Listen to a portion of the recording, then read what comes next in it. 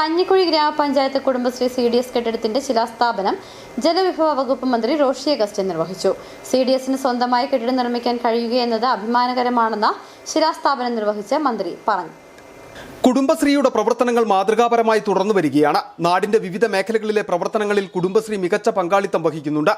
സംരംഭക മിഷനുകളിൽ ഉൾപ്പെട്ട 4 ലക്ഷത്തോളം സംരംഭകരിൽ 1.25 ലക്ഷത്തോളം വനിതാ സംരംഭകരാണ്. ഇത് നാടിന്റെ വികസന പ്രവർത്തനങ്ങളിൽ സ്ത്രീ സമൂഹത്തിന്റെ പങ്കാളിത്തമാണ് വ്യക്തമാക്കുന്നതെന്ന് ഉദ്ഘാടനം നിർവഹിച്ച് സംസാരിച്ച മന്ത്രി റോഷി അഗസ്റ്റിൻ വ്യക്തമാക്കി.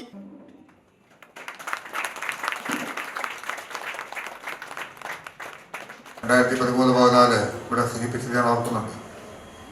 ഞാൻ ആ മീറ്റിംഗിൽ പങ്കെടുത്ത് ആ ചെക്ക് മേടിക്കുന്ന സന്ദർഭത്തിൽ ഞാൻ ആ മീറ്റിങ്ങിലുണ്ട്.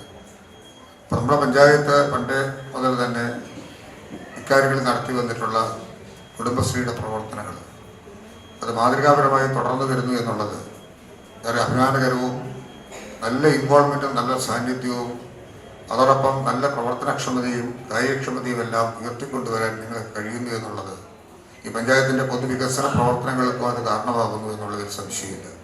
50 ലക്ഷം രൂപ ചെലവഴിച്ചാണ് കഞ്ഞിക്കുഴി കുടുംബശ്രീ CDSന് പുതിയ കെട്ടിടം നിർമ്മിക്കുന്നത്. കഞ്ഞിക്കുഴി ഗ്രാമപഞ്ചായത്ത് ഹാളിൽ സംഘടിപ്പിച്ച യോഗത്തിൽ കഞ്ഞിക്കുഴി ഗ്രാമപഞ്ചായത്ത് പ്രസിഡന്റ് ജോർജ് ജോസഫ് അധ്യക്ഷത വഹിച്ചു. ജില്ലാ പഞ്ചായത്ത് പ്രസിഡന്റ് രാരിച്ചൻ നീർനാക്കുന്നേൽ മുഖ്യപ്രഭാഷണം നടത്തി.